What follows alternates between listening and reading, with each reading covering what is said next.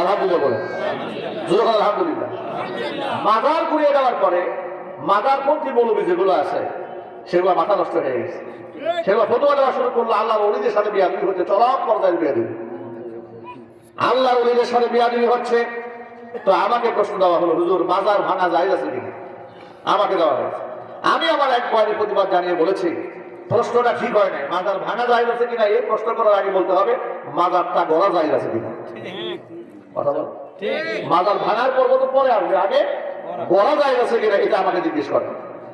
নবী করিম সাল্লাল্লাহু আলাইহি ওয়াসাল্লাম হাদিসের মধ্যে বলেছেন, নাহা রাসূলুল্লাহ সাল্লাল্লাহু আলাইহি ওয়াসাল্লাম আইয়ুজাসসাসাল কবরু ওয়া আইয়ুকআদা আলাইহি ওয়া আইয়ুবনা আলাইহি আও কামা ক্বালা আলাইহিস সালাতু ওয়াস সালাম।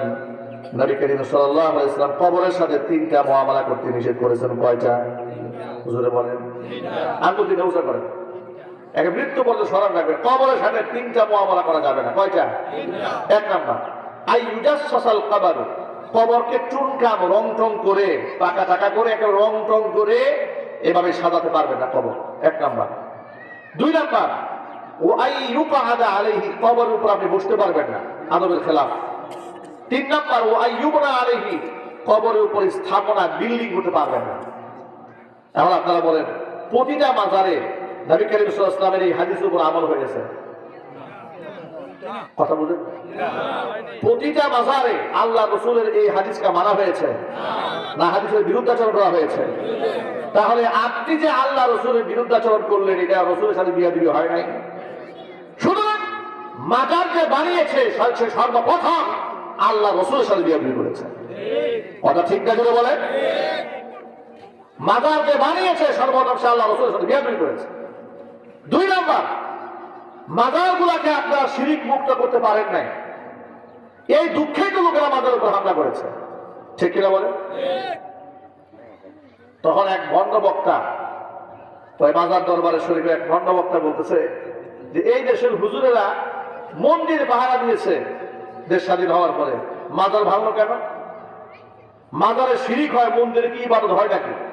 সে যুক্তি দেখিয়েছে যে মাজার যদি পাহারা, মন্দির যদি পাহারা হতে পারে, মাজার কেন পাহারা হলো? পাগলে মাথা নষ্ট হয়ে গেছে।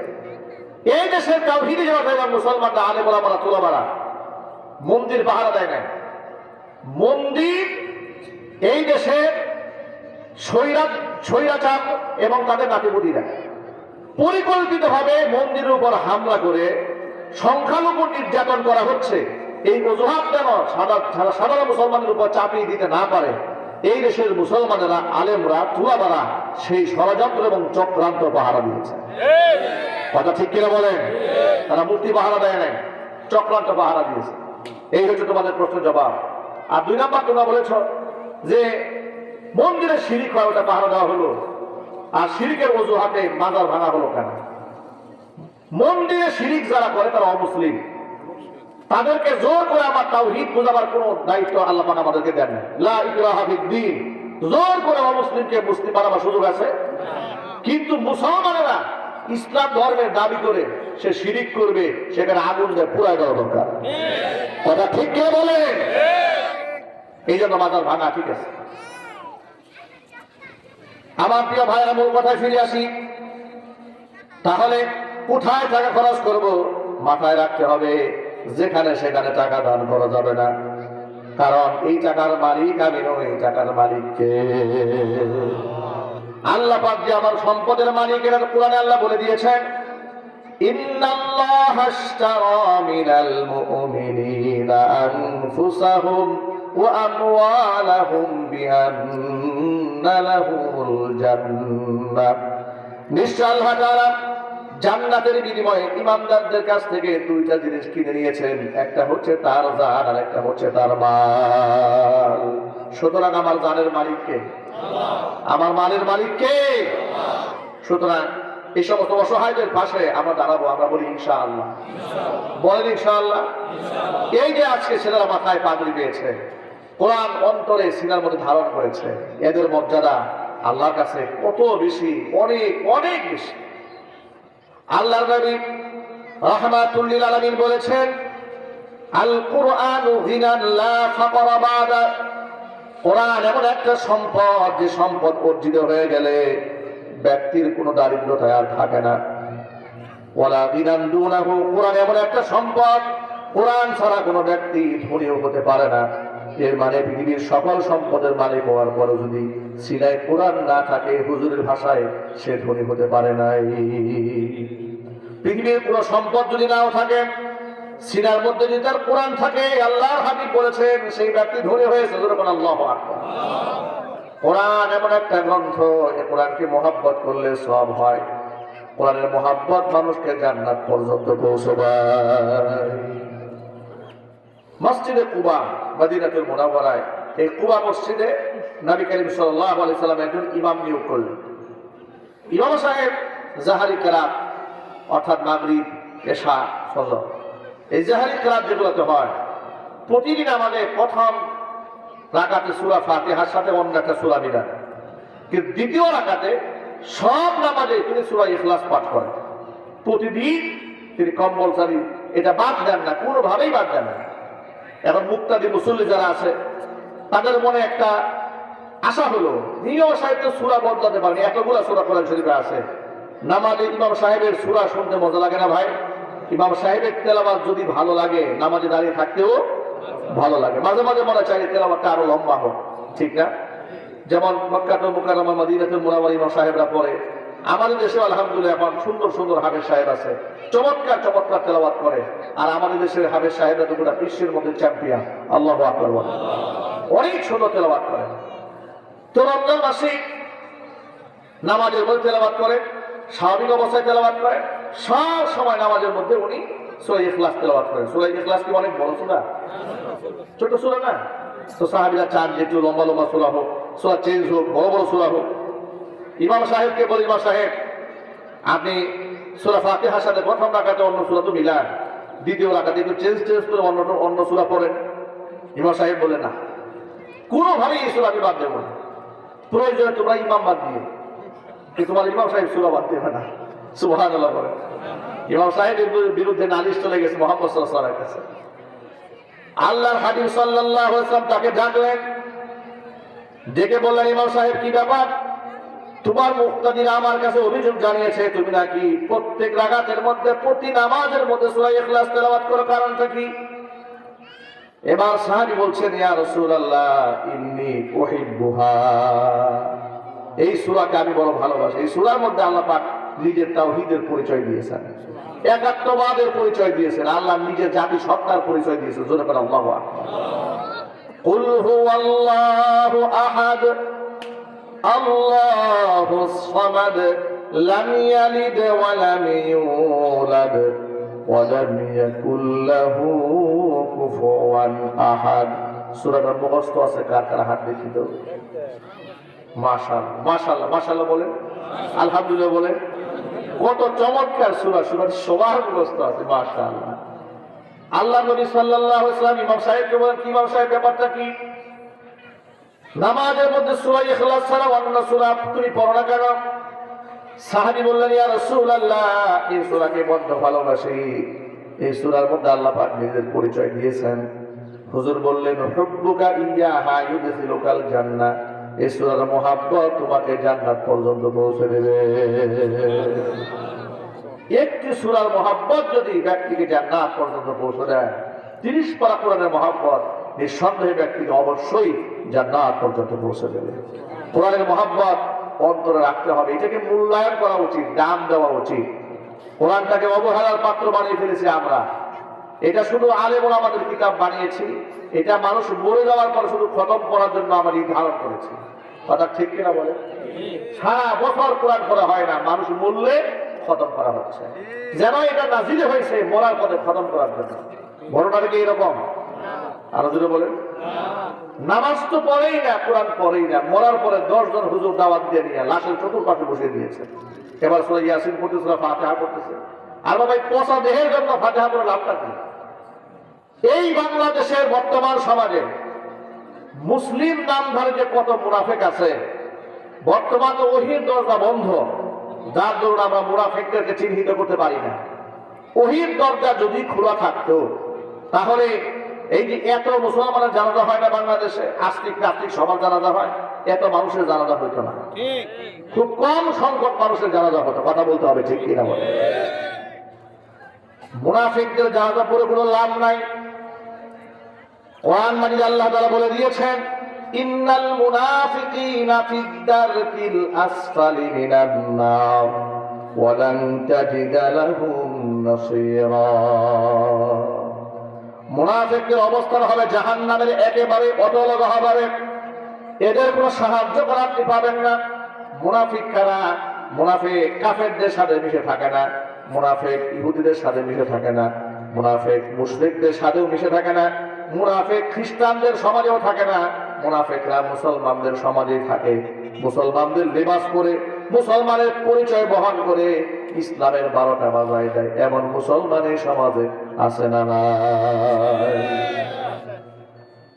দেশ স্বাধীন হওয়ার পর থেকে এই বাংলাদেশে, এই ভূখণ্ডে সংখ্যাগরিষ্ঠ মুসলিম দেশে ইসলাম, মুসলমান, আলেম ওলামা, পীর বুজুর্গ, মসজিদ মাদ্রাসার যত ক্ষতি নামধারী মুসলিমরা করেছে, এত ক্ষতি মুশরিকরা করতে পারে না, ইহুদিরাও করে নাই, খ্রিস্টানেরা করে নাই। এই দেশের নামধারী মুনাফিক, মুসলমান নামক মুনাফিকরা যা করেছে, কথা বলতে হবে, ঠিক কিনা বলে? আচ্ছা, যদি কিছু মনে না করেন, ছোট্ট একটা কথা বলি। মুসলমানদের দেশে আলেম ওলামাদের সম্মান থাকার দরকার আছে না? কম না বেশি? আদ-দ্বীন ফাউন্ডেশনের মালিক আকিস সাহেবের ছেলে, আকিস সাহেবের তো কয়েকটা ছেলে, আকিস গ্রুপ অফ কোম্পানি, আদ-দ্বীন একটা হসপিটাল আছে না ওনার? এই আদ-দ্বীন হসপিটালের মালিক যিনি, তিনি তো কয়েকদিন আগে যশোরে বিরাট একটা মাহফিল করলেন। রফিক মাদানির মাহফিলে গেছে নেত্রকোনাতে। উনি গিয়ে কি একটা কথা বলেন শোনেন। তিনি বললেন, আপনারা দোয়া করবেন। তার এই কথাটা আমার খুব ভালো লেগেছে। তিনি বললেন, আপনারা আমার জন্য দোয়া করবেন, আমি যেন আলেম ওলামাদের সাথে থাকতে পারি। এরপরে বললেন যে না, কথা ভুল হয়ে গেছে, আলেমদের সাথে না, আলেমদেরকে যেন মাথায় করে রাখতে পারে। সুবহানাল্লাহ বলেন। কি সুন্দর কথা বলেছেন। আপনার এত বড় লোক, এত বড় শিল্পপতি, হাজার হাজার কোটি টাকার মালিক যিনি, তিনি বলেন আমি যেন আলেমদেরকে মাথায় করে রাখতে পারি, আর মৃত্যুর আগে যেন আমি কোরআনের হাফেজ হতে পারি। এই বুড়া বয়সে অলরেডি 2 পারা কোরআন মুখস্থ করে ফেলছেন। আলহামদুলিল্লাহ বলেন, মাশাআল্লাহ বলেন। আল্লাহ পাক যেন তার এই মনের আশাটা তাকে পূরণ করার তৌফিক দান করেন। তিনি 2টা নিয়াত করেছেন। 1, মৃত্যুর আগে হাফেজ হতে চেয়েছেন। 2, আলেমদেরকে মাথায় তুলে রাখতে চেয়েছেন। এটা মানুষের অন্তরে আলেমদের প্রতি কতটুকু রেসপেক্ট থাকলে, সম্মান থাকলে এমন কথা জবান থেকে বের হতে পারে। আমাদের দেশে 1.5 লাখ টাকা 2 লাখ টাকা বাড়ি ভাড়া পায় ফকিন্নি ছিল এক সময়। কোনো মতো জায়গা জোগাড় দাম বাড়ছে, একটু বাড়ি ভাড়া পায়, তার গরমে ইমাম সাহেব মসজিদ থাকতে পারে। কথা ঠিক কিনা জোরে বলেন? মঞ্চের মধ্যে এসে আলেমদের সাথে বিয়াদবি শুরু করে। আসল নেতার খবর নাই, পার্টি নেতার অবস্থা পুরো খারাপ। যিনি বিরাট লিডার নেতা, তিনি আলেম সাহেবদের পাশ হয়ে সালাম করেন। আর ডালপালা শাখা পোশাখা যেগুলো আছে, বিড়িখোর গাঞ্জাখোর যেগুলো, এগুলো গরম ইমাম সাহেবের এলাকায় থাকতে পারে। ওয়াজ মাহফিলে গত 16টা বছরে যে সমস্ত কুখ্যাত শয়তানেরা বাধা দিয়েছে, ভালো করে দেখবেন, সমাজে উল্লেখযোগ্য ভালো মানের বড় মাপের কোন নেতা বাধা দেয় নাই। একেবারে নিকৃষ্ট শ্রেণীর লোকেরা স্টেজে উঠে আলেমদের সাথে বিয়াদবি করেছে। কথা বলতে হবে, ঠিক কিনা বলেন? এগুলার প্রত্যেকটাকে যাচাই বাছাই করেন, এদের ব্যাকগ্রাউন্ড চেক করে দেখবেন যে এদের ঘরে নামাজ, রোজা, হজ, যাকাত তো দূরের কথা, এগুলার আড্ডা গাঁজাখোরদের সাথে, মদখোরদের সাথে, লম্পটদের সাথে, আর সমাজের নিকৃষ্ট শ্রেণীর মানুষের সাথে এদের উঠা বসা কথা বলতে হবে, ঠিক কিনা? আর এগুলো আমাদের সাথে বিয়াদবি করবেন, আর এগুলো আমাদের সাথে কখনো বিয়াদবি করবেন। আমার প্রিয় ভাইরা, আলেমদের সম্মান তো এই দেশে থাকার কথা ছিল না, প্রয়োজন নাই। কথা বুঝুন না? আমরা কি আলেমদেরকে সেই সম্মানটাই দেশে দিতে পেরেছি রাষ্ট্রীয় ভাবে? না, দিতে পারি। এটা আফসোস। একেবারে দেশ স্বাধীন হওয়ার পর থেকে আজকে এই দিন পর্যন্ত এই দেশে আলেম ওলামারা যে পরিমাণ সম্মান পাওয়ার কথা ছিল আমরা দিতে পারি নাই। এর পেছনে বড় নামের গুরু হচ্ছে আমাদের পার্শ্ববর্তী তথাকথিত বন্ধু রাষ্ট্র ভারতের কারণে। কথা ঠিক কিনা বলেন? তারা এই দেশের আলেমদেরকে সারা জীবন বিলেন বানিয়ে রেখেছে। কখনো বলেছে স্বাধীনতার দুশ্মন, কখনো বলেছে দেশের দুশ্মন, কখনো বলে পাকিস্তানের প্যাটার্নটা, সিনেমা, নাটক, থিয়েটার যা বানিয়েছে, যেমন খুশি তেমন সাজো বানিয়েছে, মঞ্চ সাজিয়েছে। সবচেয়ে ব্যাড ক্যারেক্টার, খারাপ চরিত্র দেওয়া হয়েছে, মুখের মধ্যে দাড়ি, মাথার মধ্যে চুল, সাদা জামা পরিয়ে দিয়েছে, বানিয়ে দিয়েছে রাজাকার। আমি অত্যন্ত বিনয়ের সাথে আপনার কাছে প্রশ্ন করি, রাজাকার কি সব দাড়ি আর টুপিওয়ালা ছিল নাকি? একটু কথা একটু জোরে বলেন ভাই। তাহলে রাজাকার বোঝাতে গেলে কুত্তার মাথায় কেন 1996 আওয়ামী লীগ ক্ষমতা থাকা অবস্থায় টুপি পরিয়ে দিয়েছিল? কারণ কেন তারা রাজাকার বোঝাবার জন্য মাথার মধ্যে টুপি, মুখের মধ্যে লম্বা দাড়ি দিয়ে বড় বড় দাঁত বের হয়ে আছে, এই ধরনের ছবি আঁকিয়ে শাহবাগ মোড়ে তারা টাঙিয়েছে? কেন বইয়ের পাতা দাড়ি এবং টুপিদের অপমান করা হয়েছে?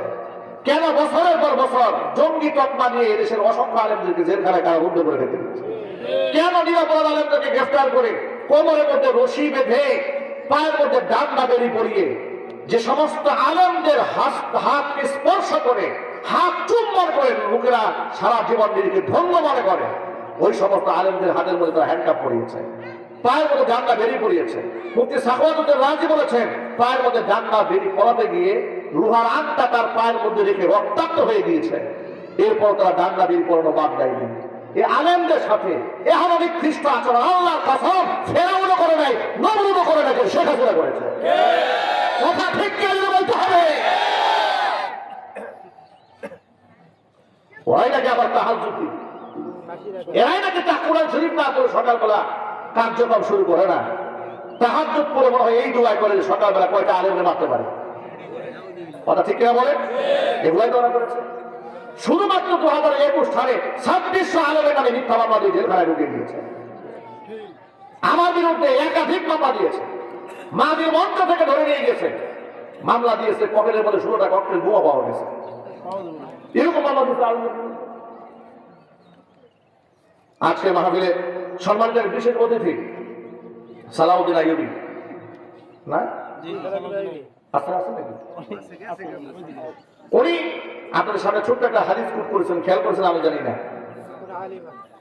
নবী করিম সাল্লাল্লাহু আলাইহি ওয়াসাল্লাম বলেছেন, কোন আলিমান, নিজে আলেম হও, আও মুতাআল্লিমান, অথবা আলেমের ছাত্র হও, আও মুস্তামিআন, আলেমের শ্রোতা হও, আও মুহিব্বান, অথবা আলেমদেরকে মহব্বত করো, ওয়ালা তাকুনুল খামিস, 5 নাম্বার হয়ো না, ফাতাহলিক, খবরদার আলেম বিদ্বেষী হয়ে যাও না, তাহলে ধ্বংস হয়ে যাবে।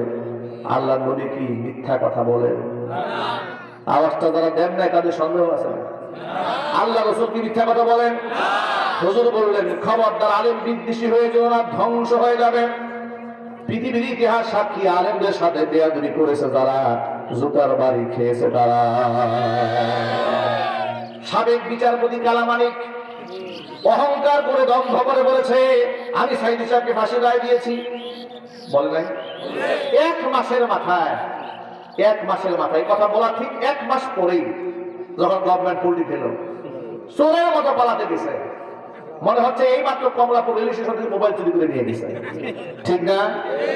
এই দম্ভ গেলে কোথায়? কলা পাতার মতো শুয়ে আছে। আহারে দৃশ্য, আহারে অসহায়, আহারে এতিম, একেবারে অসহায় এতিমের মতো শুয়ে আছে, কলা পাতার মতো শুয়ে আছে। প্রায় 70 লাখ টাকা ছিল, পাবলিক পিটাই নিয়ে গেছে। পাবলিক পিটায় মনে আমার চিন্তা করো, টাকা তো নিলাম, তোর যে আমি নিরাপদে পাস করে দেবো, এত বড় আজাব, এত বড় পাপ আমি করতে চাই না, ঠিক কিনা বলেন? টাকাও নিয়েছে, ভুলেও দিয়েছে।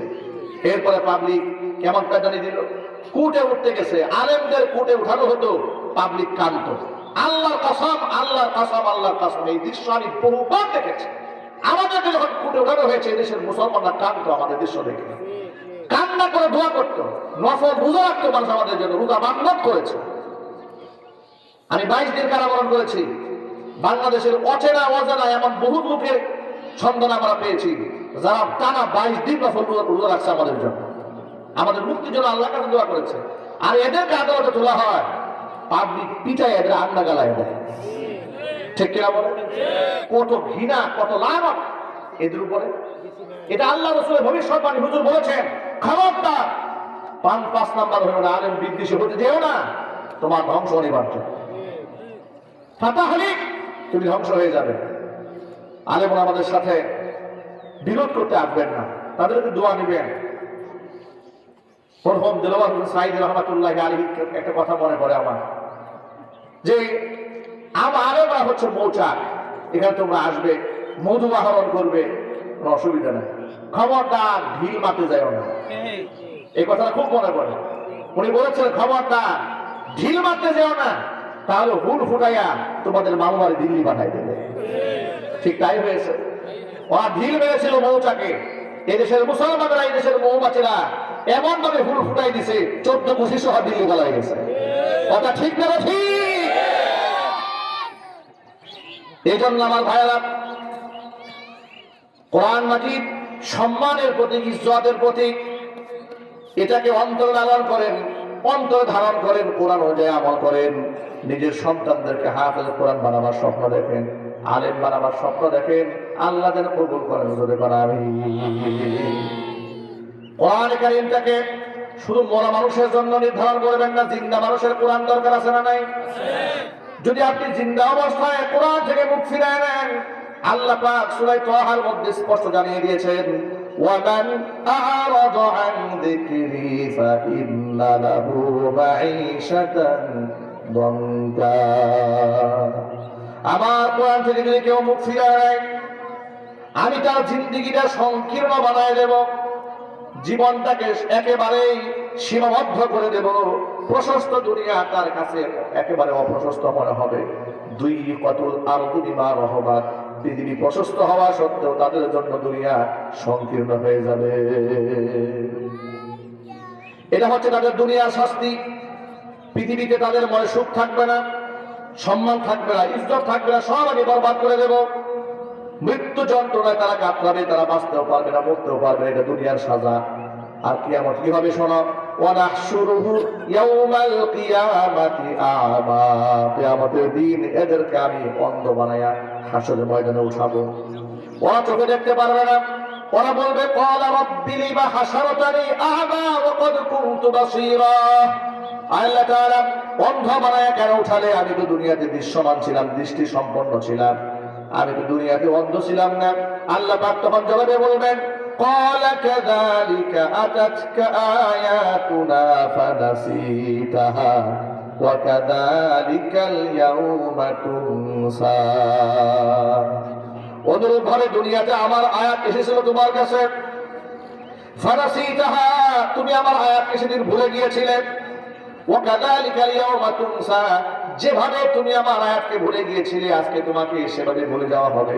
জোরে জোরে কান্না, নাউজুবিল্লাহ। আল্লাহ যদি আমাদের ভুলে যান, আল্লাহ যদি মুখ ফিরায় নেন, মুক্তির আর কোনো পথ থাকবে না। এই জন্য কোরআন থেকে মুখ ফিরিয়ে নেওয়া যাবে না। কোরআন যেটা হালাল বলেছে হালাল হিসেবে গণ্য করতে হবে, কোরআন যেটাকে হারাম বলেছে হারাম হিসেবে গণ্য করতে হবে। কোরআনের সাথে আছেন কারা কারা? তো হাত দেখতে চায়। আল্লাহ যেটা কবুল করেন, জোরে করেন আল্লাহুম্মা আমিন। মনে মনে স্বপ্ন দেখেন, আল্লাহ আমার একটা সন্তানকে হাফেজে কোরআন বানাও, আলেমে দ্বীন বানাও, দাঈ ইলাল্লাহ বানাও। সন্তানরা চোখের শীতলতা হয়, সন্তানরা আত্মার শীতলতা হয়, সন্তানরা কিয়ামতের দিন বাপ মাকে জান্নাতে যাওয়ার ওসিলা হয়ে যায়। সন্তান এটা আল্লাহর দেওয়া নিয়ামত এবং পরীক্ষা, এখানে অবহেলা করার কোনো সুযোগ নাই। আল মালু ওয়াল বানুনা যিনাতুল হায়াতিদ দুনিয়া, দুনিয়ার চাকচিক্য নিয়ামত। ইন ওয়ালামু আন্নামা আমওয়ালুকুম ওয়া আওলাদুকুম ফিতনা, সম্পদ এবং সন্তান দুটি আল্লাহর পক্ষ থেকে পরীক্ষা। আল্লাহু ইনদাহু আজরুন আযীম, আল্লাহর কাছে রয়েছে মস্ত বড় পুরস্কার এই পরীক্ষার মধ্যে পাস করতে পারলে। আমরা কি পরীক্ষায় কৃতকার্য হতে পারবো না? ইনশাআল্লাহ। আমাদের সন্তানদেরকে আমরা কোরআনমুখী বানাবো, মসজিদমুখী বানাবো, আল্লাহমুখী বানাবো। সন্তান ডাক্তার বানান, কিন্তু আল্লাহওয়ালা ডাক্তার বানান। সন্তানদেরকে ইঞ্জিনিয়ার বানান, কোরআন ওয়ালা ইঞ্জিনিয়ার বানান। ব্যারিস্টার বানান, কোরআন লালনকারী, কোরআনকে অন্তরে ধারণকারী ব্যারিস্টার বানান। প্রফেসর বানান, কিন্তু অন্তরে কোরআনের মোহাব্বত ঢেলে দেয়। করা যাবে না ইনশাআল্লাহ? এগুলো না করলে দুনিয়াতে লাঞ্ছিত হতে হবে, আখিরাতেও লাঞ্ছিত হতে হবে। দুনিয়াতে অবমাননা, গঞ্জনা আপনাকে চেপে বেশি চেপে বসবে। সন্তান আপনার চোখের সামনে ইয়াবা সেবন করবে, ড্রাগস গ্রহণ করবে, সন্ত্রাস হবে, গুন্ডা হবে, মাস্তান হবে, আপনি ফিরায় রাখতে পারবেন না। সুতরাং দিন শিক্ষার বিকল্প কোনো রাস্তা নাই।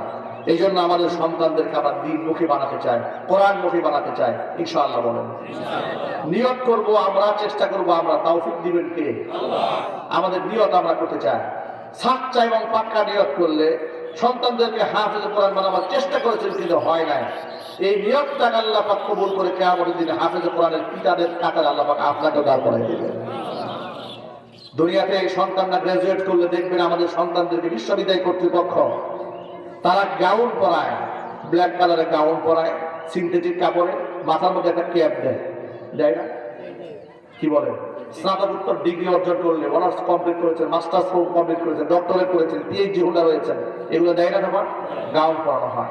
কিয়ামতের দিন কোরআন কারীমের সাথে সংশ্লিষ্ট ব্যক্তি যারা কোরআন পড়েছে, মান কারা আল কোরআন ওয়া আমিলা বিহি, কোরআন পড়েছে এবং সেগুলো যে আমল করেছে, এমন ব্যক্তিদেরকে কি পরিমাণ সম্মান দেওয়া হবে তার তো কোনো হিসাব নাই। শুধুমাত্র তার বাবা এবং মাকে কিয়ামতে পড়ানো হবে ওয়ায়ুকসাহুল্লাতাইন, বাপ মাকে পড়ানো হবে বেহেশতি গাউন।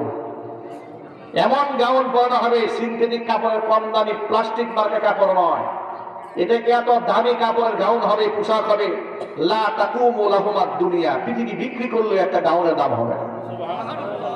আরো জোরে বলুন। সেই ক্ষমতা আল্লাহর নাই? কি কি মনে হয় যেটাকে অসম্ভব ব্যাপার? যে হুজুর কেমন কথা, এই দুনিয়াতে এত সম্পদ, নাজ নিয়ামত, এগুলো বিক্রি করলে একটা দামের টাকা হবে না।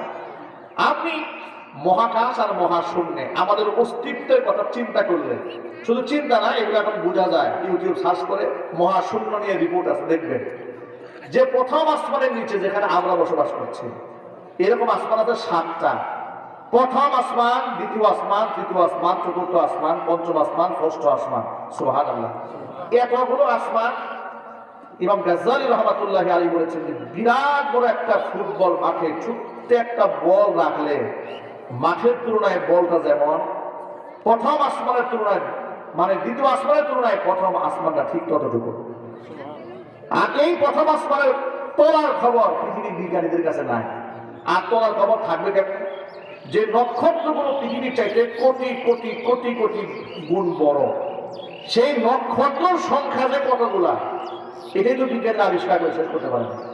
বরং বিজ্ঞানীরা এটাও তো বলেছেন, সাহারা মরুভূমিতে কত পরিমাণ বালিকণা আছে কিন্তু আন্দাজ করা যায়। কথা বুঝেন নাই? মনে করে সাহারা মরুভূমি, এই মরুভূমির মধ্যে কি পরিমাণ বালুকণা আছে, এটা কি গুণে শেষ করা যাবে? বিজ্ঞানীরা বলেছেন বালুকণা গুণেও হয়তো কোনোদিন শেষ করা যায়, কিন্তু শুধু এই মহাশূন্যের মধ্যে কতগুলো তারকা আছে গুণে শেষ করা যাবে না। এই যদি হয় প্রথম আসমানের দশা, দ্বিতীয় আসমানে কি আছে, তৃতীয় আসমানে কি আছে? আমার আল্লাহ কত বড়!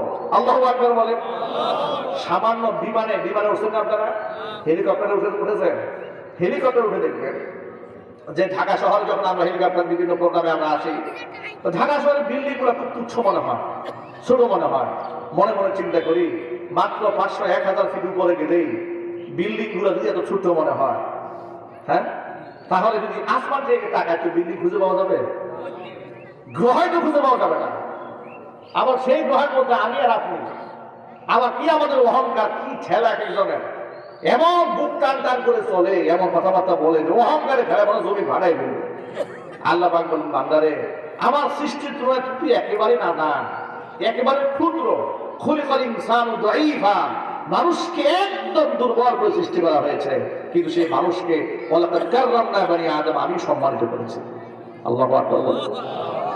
সুতরাং যে অস্তিত্বই খুঁজে পাওয়া যায় না, এই গ্রহের অস্তিত্ব খুঁজে পাওয়া যায় না, মিল্কি ওয়ে গ্যালাক্সির মধ্যে পৃথিবী খুঁজে পাওয়া যায় না।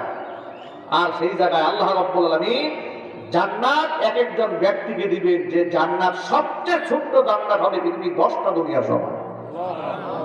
আল্লাহু সুবহানাল্লাহ, আল্লাহু আকবার। হুজুর বলেন এই পৃথিবী বিক্রি করলেও বেহেশতে হাফেজ কোরআনের বাবা মাকে যে গাউনটা দেওয়া হবে সেই পোশাকের সমতুল্য হবে না। এত দামি পোশাক তাদেরকে পরানো হবে, তারা বিস্ময় কণ্ঠে আল্লাহকে জিজ্ঞেস করবে, বিমা কাছাই তারা, আল্লাহ কি আমল করলাম এরকম পোশাক পরাই দিলাম, কি করছিলাম আমরা? ফায়ুকালু লাহুমা, তাদেরকে বলা হবে, বিআখদি ওয়ালাদিকুমাল কোরআন, তোমাদের সন্তানরা কোরআন পড়েছিল, ওই কোরআনের সম্মান তোমাদের কাছে সম্মান দেওয়া হলো। সেই বেহেশতে গাউনটা আমাদের গায়ে উঠুক, আমরা চাই না? কারা কারা চান আল্লাহর পক্ষ থেকে বেহেশতে গাউন আমাদের গায়ে উঠে যাক? আল্লাহ যেন কবুল করে, জোরে করে আমিন। কোরআন যাকে হালাল বলেছে হালাল হিসেবে মান্য করতে পারি, কোরআন যেগুলাকে হারাম বলেছে আমরা হারাম হিসেবে গণ্য করতে পারি, সেই তৌফিক আল্লাহ পাক আমাদেরকে দান করেন। এই সামনে রমজানুল মুবারক আসতেছে, আমরা দোয়া করি আল্লাহুম্মা, সবাইকে যদি বলেন আল্লাহুম্মা বারিক লানা ফি রজবা ওয়া শাবান ওয়া বাল্লিগনা রমাদান। আল্লাহুম্মা বারিক লানা ফি রজবা ওয়া শাবান ওয়া বাল্লিগনা রমাদান। হে আল্লাহ, রজবে শাবানে তুমি আমাদেরকে বরকত দান করো, আমাদেরকে রমজান পর্যন্ত দেখায় দ্বারা সজীব আমিন।